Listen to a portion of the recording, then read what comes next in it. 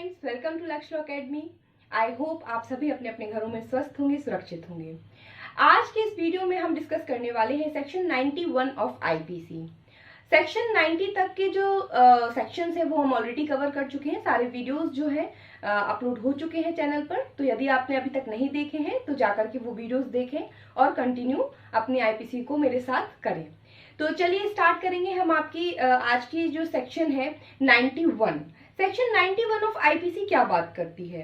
जैसा कि आपको बोर्ड पर दिख रहा होगा, मैंने लिख कर रखा हुआ है सेक्शन 91। सेक्शन 91 जो है वो बात करती है exclusion of acts which are offences independently of harm caused. क्या बात कर रही है? ऐसे अपराध, ऐसे एक्सक्लूजन ऑफ एक्ट्स, ऐसे कार्यों के अपवर्जन की बात की जा रही है जो स्वतः ही अपने आप में अपराध है। ठीक है, इसकी हिंदी में जो हेडिंग है वो क्या है? ऐसे कार्यों का अपवर्जन जो कारित अपहानि के बिना ही स्वतः अपराध है। तो इस सेक्शन को मैं आपको अच्छे से एक्सप्लेन करूं इससे पहले हम इसका एक बार बैरेक्ट प्रोविजन जो है वो देख लेते हैं। तो मैं चाहूंगी कि आप लोग अपने अपने बैरेक्ट में साथ में वो प्रोविजन देखें मेरे साथ कि क्या वो प्रोविजन है। वो आपको मैं एक बार रीड करके बताती हूँ, उसके बाद हम इसको समझते हैं।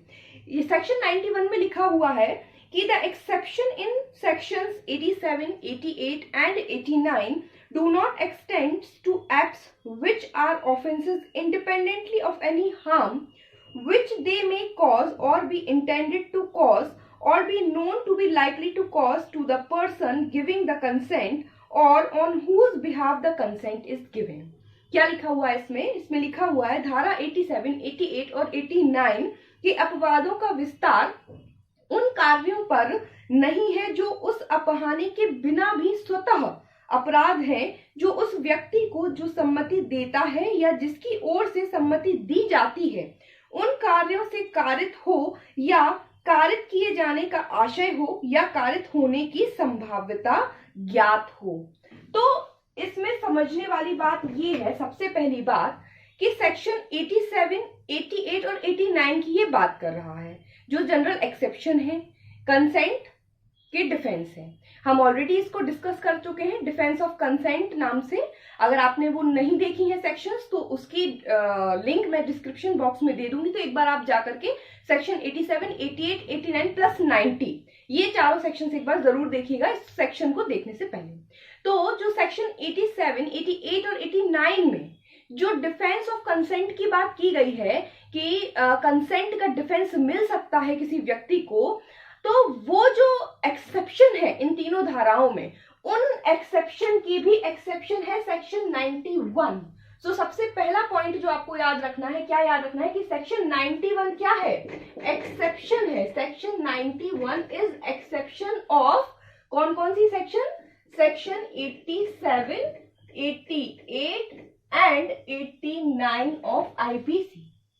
जनरल एक्सेप्शन जो सेक्शन 87, 88 और 89 में बताया गया है उसका भी एक्सेप्शन है 91।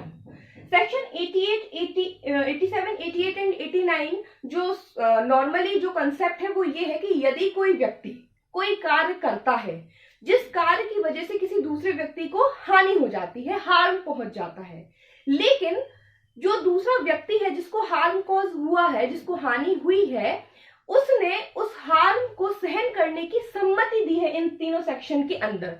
किसी ना किसी प्रकार से इन तीनों सेक्शन के अंदर क्या है, जिस पर्सन को हार्म कॉज हो रहा है उस पर्सन ने हार्म होने के लिए खुद के ऊपर हार्म कॉज होगा, उसको ये पता है और उसने कंसेंट दी है सामने वाले को कि ठीक है मुझे हार्म कॉज हो जाए, कोई इशू नहीं है, आप एक्ट करिए। इसलिए 87, 88 और 89 में जो डूअर होता है एक्ट का उसको डिफेंस मिल जाता है। वो ये डिफेंस ले लेता है इन तीनों सेक्शन में कि मेरा जो एक्ट है जिसकी वजह से सामने वाले पर्सन को हार्म कॉज हुआ है वो मैंने उसकी कंसेंट से ही ऐसा कार्य किया था और उसने कंसेंट दी थी हार्म सहन करने की, इसलिए मैंने कोई अपराध नहीं किया है। वो ये प्लीड करता है और उसको 87, 88 और 89 का जो है डिफेंस मिल जाता है, लेकिन कंडीशंस होना चाहिए। तो वो आप जाकर के डिटेल में 87, 88 और 89 की सेक्शन देख लीजिएगा। तो अब ये जो एक्सेप्शन है, ये कहा गया है कि ये जो एक्सेप्शन जो 87, 88, 89 का है ये 91 की कंडीशन में नहीं मिलेगा। सेक्शन 91 में नहीं मिलेगा। क्यों नहीं मिलेगा?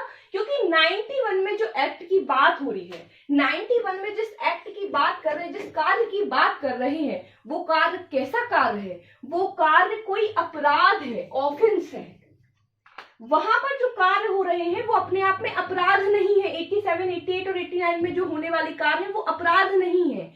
वो सिर्फ अपराध की कैटेगरी में तब आ रहे हैं जब किसी को उनके कार्य से हार्म कॉज हो रहा है, और वो भी बच जा रहे हैं क्योंकि वहां वो ये प्रूफ कर दे रहे हैं कि जो हार्म कॉज हुआ है वो सामने वाले पार्टी जिसको हार्म कॉज हुआ है उसकी कंसेंट से ही हार्म कॉज हुआ है। इसलिए उनको वहां डिफेंस मिल रहा है, क्योंकि वो act, that acts are not illegal, not unlawful, not crime, not offence, but under section 91 the act are offences. जो एक्ट यहाँ 91 में हो रहा है वो क्या बात कर रहे हैं कि जो एक्ट एक पार्टी कर रही है वो अपने आप में एक अपराध है, और वो अपराध को करने के कारण किसी व्यक्ति को हार्म यदि पहुंचता है तो वो इस हार्म के बेस पे जो डूअर है वो बच नहीं सकता कि मैंने तो सामने वाले की कंसेंट से ये अपराध किया है। सामने वाले ने कहा था ठीक है तुम मेरे साथ ये अपराध कर दो, ऐसा अपराध होने में मुझे जो इंजरी होगी या मुझे जो नुकसान होगा तो तुम तो बच जाओगे। तो सेक्शन 91 कहती है नहीं, आप किसी अपराध को करने के लिए कंसेंट नहीं दी, आप किसी अपराध को करने के लिए कंसेंट नहीं दी जा सकती, ना ही उसका बेनिफिट जो है डूअर उठा सकता है। यहाँ पर जो एक वर्ड है इंडिपेंडेंटली ऑफ हार्म का क्या मतलब है कि जैसे कोई एक्ट है, सपोज करिए ए ने बी को थप्पड़ मारा, ए स्लैप्स बी, अब बी कहे कि मैंने ही कहा था ए से कि तुम मुझे थप्पड़ मार दो, ठीक है, तो ये एक एक्ट जो देखा जाए नॉर्मली थप्पड़ मारना, अगर ये बी जो है कोई बच्चा है, ठीक है, ए जो है टीचर है, बी जो है एक बच्चा है, इसके सी जो है पेरेंट्स है, इन सी ने कहा है ए को, टीचर को, कि अगर ये जो शरारत करता है तो आप इसको थप्पड़ मार सकते हैं। क्यों? For the benefit of child. भाई बच्चे को आपको मैनर्स सिखाने हैं, सलीका सिखाना है, तो पेरेंट्स ने जो है टीचर को अथॉरिटी दे रखी है कि आप जो है मेरे बच्चे को पिटाई लगा सकते हैं यदि ये ज्यादा शरारत करता है तो ये जो है एक डिफेंस है। वहां 87, 88, 89 में धारा में वहां पर ये क्या है, डिफेंस है कि ठीक है भाई गुड फेथ में बेनिफिट के लिए अगर ऐसा कोई कार्य करने की कंसेंट देते हैं तो वो अपराध नहीं है। तो अब यदि ए बी को मारता है और धोखे से थोड़ा जोर से लग जाता है और बी को कोई इंजुरी कॉज हो जाती है उस बच्चे को, तो ए जो है अब सी इनके ऊपर केस करेंगे तो ए क्या है, डिफेंस ले सकता है कि मैंने ये काम सी की परमिशन से ही किया था और सी को पता था कि अगर मैं मारूंगा तो हो सकता है छोटा बच्चा है कभी जोर से भी लग जाएगी, तो इसको डिफेंस मिल जाएगा, ठीक है, नॉर्मली। लेकिन अब यहीं पर बात हो रही है 91 की। अगर ये एक्ट नॉर्मली नहीं होता, इस तरीके का नहीं है, मतलब ये एक्ट देखा जाए तो कहीं से कहीं तक अपने आप में अपराध नहीं है, लेकिन अब यदि कोई अपराध करने की बात की जाए तो अगर अपराध ऐसा है कि उस अपराध के कारण कोई हार्म कॉज हो रहा है तो हार्म तो कर देंगे साइड में कि भाई जो हार्म कॉज हुआ है उस हार्म की वजह से तो ठीक है, हार्म तो करो साइड में, हार्म तो अपने आप में इंडिपेंडेंट है ही। उस हार्म के अलावा अगर उस हार्म को छोड़ दिया जाए तो इंडिपेंडेंट ऑफ हार्म ये जो एक्ट है वो ही अपने आप में अपराध है। आपने जो काम करने की बात बोली वो अपराध को करने की बोली है, और अपराध को करने की सहमति ना दी जा सकती है और ना ही उस सहमति को एज डिफेंस यूज किया जा सकता है। इसके कुछ एग्जाम्पल्स हैं जो बोर्ड पर लिखे हैं, वो ये हैं। ये कैटेगरीज हैं जिनके लिए आप कभी भी consent of defence of consent जो है नहीं ले सकते हैं। कॉजिंग मिसकैरेज, पब्लिक न्यूसेंस से related matters, offences against public safety and morals. इसमें एक इलस्ट्रेशन भी दिया हुआ है, आप लोग देखेंगे अपने अपने बेयर एक्ट में क्या लिखा हुआ है इलस्ट्रेशन में। Causing miscarriage unless caused in good faith for the purpose of saving the life of the woman is an offense independently of any harm which it may cause or be intended to cause to the woman. Therefore, it is not an offense by reason of such harm and the consent of the woman or of her guardian to the causing of such miscarriage does not justify the act. गर्भपात कारित करना जब तक कि वह उस महिला, उस स्त्री के जीवन बचाने के प्रयोजन के लिए सद्भाव पूर्वक कारित ना किया जाएगा, एक ऐसा किसी अपहानि के बिना भी जो उससे स्त्री को कारित हो या कारित करने का आशय हो स्वतः अपराध है, इसलिए वह ऐसी अपहानि के कारण अपराध नहीं है और ऐसा गर्भपात करने की उस स्त्री की या उससे संरक्षक की सम्मति उस कार्य को न्यायोन्मुक्त नहीं बनाती।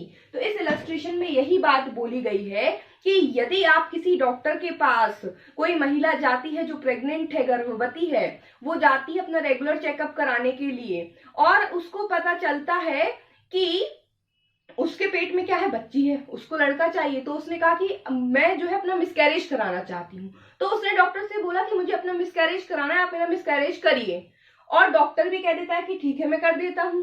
तो ये क्या है, ये this is not an act, lawful act नहीं है, ये अपने आप में एक ऑफेंस है भाई मिसकैरेज करना। तो भले ही वो वुमन कंसेंट दे रही है डॉक्टर को, लेकिन डॉक्टर को डिफेंस नहीं मिलेगा कंसेंट का। डॉक्टर ये नहीं कह सकता कि मैंने मिसकैरेज कॉज किया है जिसके कारण उस महिला को भी कोई इंजुरी कॉज हो गई है, तो वो महिला अगर इन पे चार्ज लगाए कि मुझे इंजुरी हो गई, तो महिला तो जाएगी ही जेल में। साथ में जो डॉक्टर है, क्या डॉक्टर को छूट मिलेगी कि भाई मैंने तो महिला की कंसेंट से किया? तो ये सेक्शन 91 यही कहती कि नहीं, जो एक्ट था वो अपने आप में अपराध था, बिना किसी हार्म, मतलब हार्म जो कॉज हुआ है वो तो हुआ ही है, वो अपने आप में एक अपराध है। उसके कारण उस बच्चे का जीवन भी गया, जो पेट में बच्चा था उस बच्चे की भी लाइफ चली गई।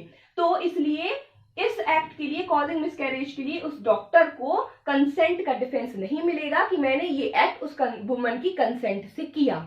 लेकिन अगर वहीं पर ये जो मिसकैरेज है वो किसी मेडिकल इमरजेंसी के कारण हो, मतलब महिला की जान बचाने के लिए गुड फेथ में हो, तो फिर एक्सेप्शन है। मींस कभी कभी ऐसी सिचुएशंस बनती है मेडिकल इमरजेंसी में कि माँ और बच्चे में से किसी एक को ही बचाया जा सकता है।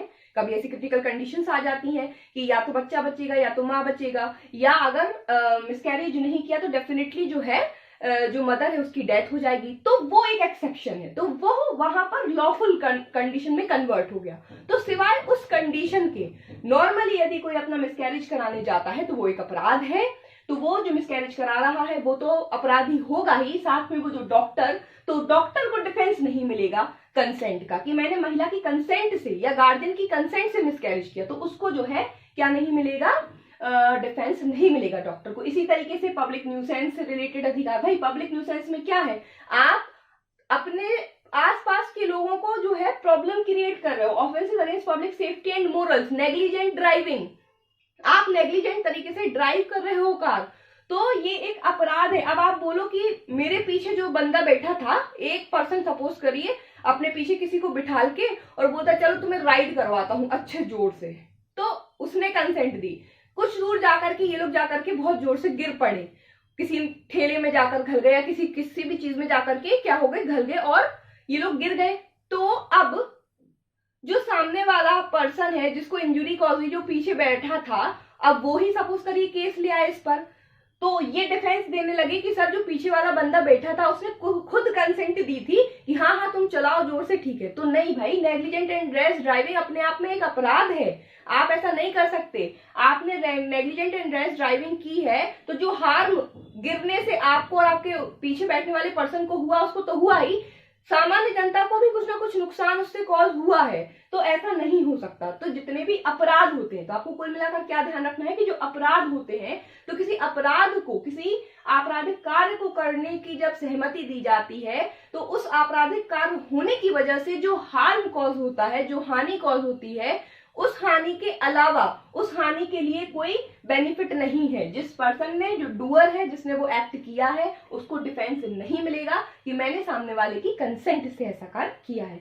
यही आपकी सेक्शन 91 कहती है। और आपको इसमें से एक क्वेश्चन प्री में जो पूछा जाता है वो ये पूछा जाता है कि मिसकैरेज कॉज करना कौन सी सेक्शन के अंतर्गत जो है आपराधिक बताया गया है। तो आपको सेक्शन 91 बताना है, ध्यान रखना है कि आईपीसी की किस सेक्शन के अंतर्गत गर्भपात कारित कराने को अपराध की कैटेगरी में डाला गया है। तो ये सेक्शन 91 की एक्सप्लेनेशन में, इलस्ट्रेशन में आपको ये दिया गया है। तो ये क्वेश्चन कई बार एग्जाम में डायरेक्ट आता है, पब्लिक न्यूसेंस से आता है कि ऑफेंसेस जो है, एक्सेप्शन, कंसेंट का एक्सेप्शन कहाँ नहीं मिलेगा, तो पब्लिक न्यूसेंस के मैटर में नहीं मिलेगा और पब्लिक सेफ्टी और मॉरल्स के मैटर्स में नहीं मिलेगा। तो आई होप कि आपको ये सेक्शन समझ में आई होगी अच्छे से। अगर आपको मेरा पढ़ाना अच्छा लग रहा हो, वीडियोस अच्छे लग रहे हो, तो प्लीज शेयर करें, ज्यादा से ज्यादा लाइक करें और कमेंट करके बताएं कि आप क्या इस तरीके से बोर्ड पर पढ़ना चाहते हैं। तो फिर मैं आपके लिए सेक्शन बाय सेक्शन इसी तरीके से वीडियोस कंटिन्यू बनाऊंगी। तब तक के लिए stay safe, stay home. Thank you, मिलते हैं नेक्स्ट वीडियो में।